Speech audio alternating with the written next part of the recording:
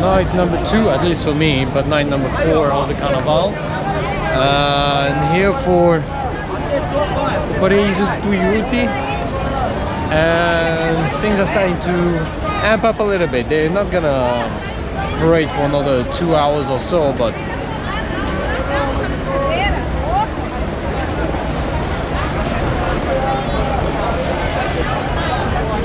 those are already getting ready.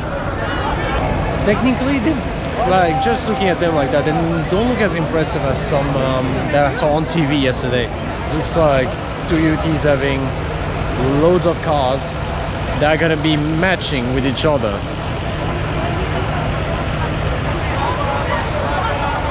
Maybe that might work out. That might work out. I was reading apparently on the news. Paraiso, which did it yesterday, and I was with them for that. While it was considered simple, they had the whole Samba singing throughout the whole thing. To me, that's a win. To me, that's a definite win. Is that Kurika that I'm hearing?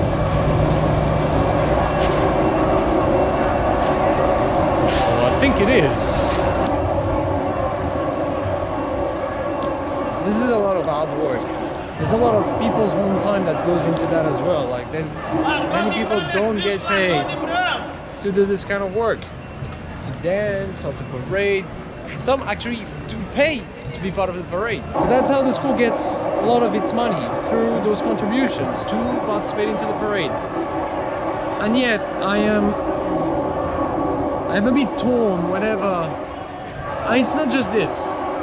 It's not just this. It happens a lot with workers. Like I said, a lot of those people who are parading, they give their free time, they give their money to keep those schools alive in some cases. In workers, people spend their money to get pissed. All those young 20, like late teens, 20 something, walking past people who have nothing at all.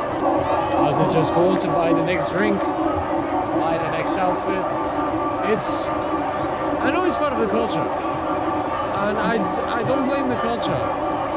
It's not those kids' fault that the situation is like that.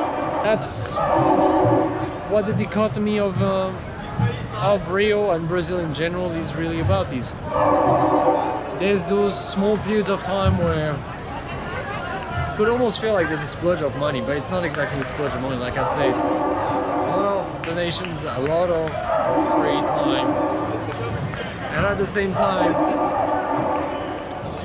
the struggles of Brazil just keep going. They're not going anywhere. Like we said with Imperium, é vida, é bonita, é bonita. And I was surprised to see that some of that social commentary made its way onto Tuiuti's floats.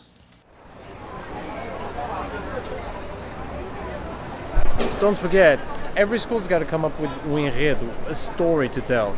And the stories can be political sometimes, which is the case with Paraiso de Tuiuti.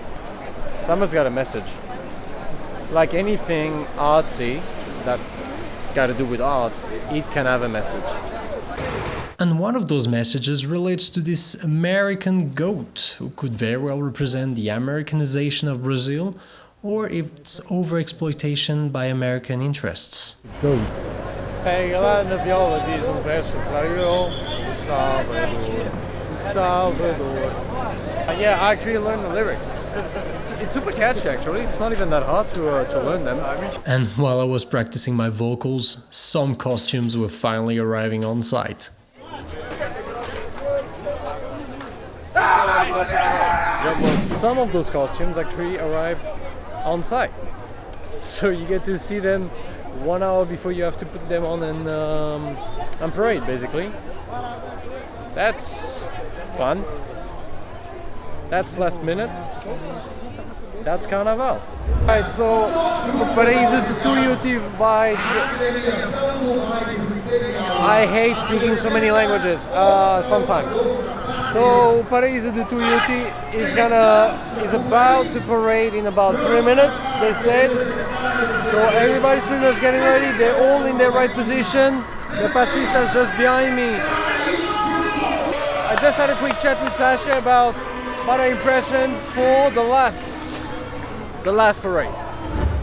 All right, so we're back with Sashya for the last. Tying my back piece on.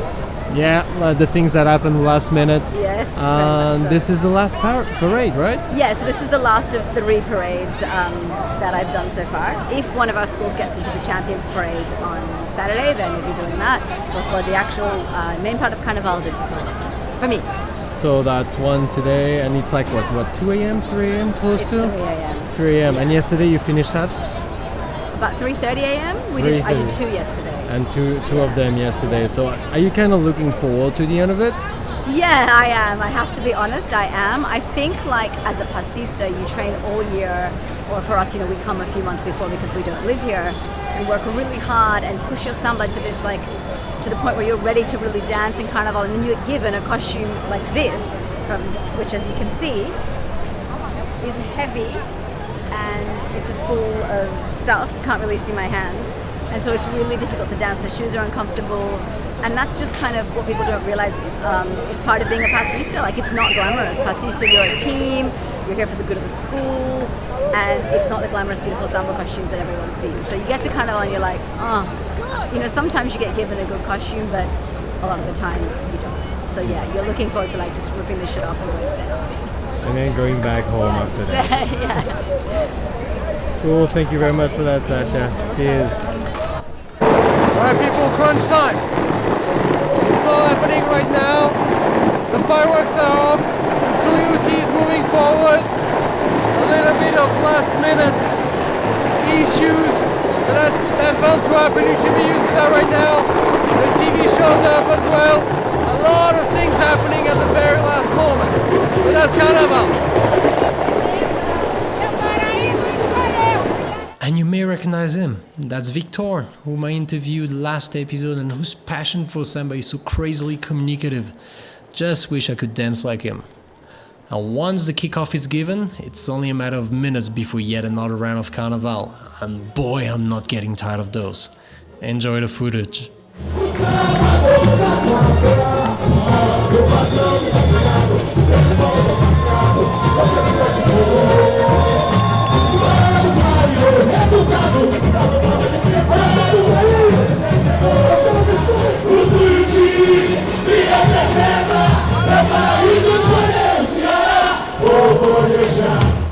But somehow this time around was more exhausting, even for me.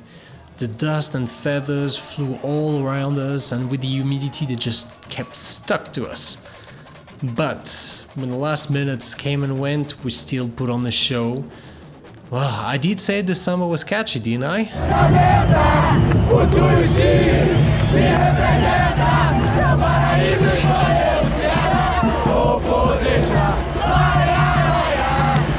But yeah, still glad it was all over. Even Sashya. 100% honest. So how do you feel right now? I'm over it. That was the most difficult parade ever. The costume was heavy and cut up. The feathers were blowing everywhere from the costume, so we were literally inhaling feathers. I've got asthma, so that wasn't fun. Oh, no. That was really hard. Passista life is really hard. But anyway. Glad it's all over though now? Yes, oh my god, yes. Until next Saturday, though. Yes, until next Saturday. Yes. Well, that's it. That's the end of the parade. One thing that surprised me a bit is number of faces full of pain. Not necessarily happy actually, because there's a lot of physical suffering that goes into it, and therefore mental as well. It's 1 hour, but it's a marathon because of the preparation beforehand, because those costumes are not easy to put on. Some people faint. There's a lot of mental tiredness as well that goes with putting on the costumes, making sure everything's right. Trust me, like I witnessed it, trust me when I say that it's not always right. But was it worth it? Yeah, it was. It's a party like no other. I'm not even referring to blocos, I'm referring to this. This Carnaval, this parades, the work that goes into it, the passion that goes into it. That's what I'm referring to, and this is worth it. Because communities come together, work together to make a dream happen. That was amazing. And I'd do it again. Utopian Wanderer, signing out.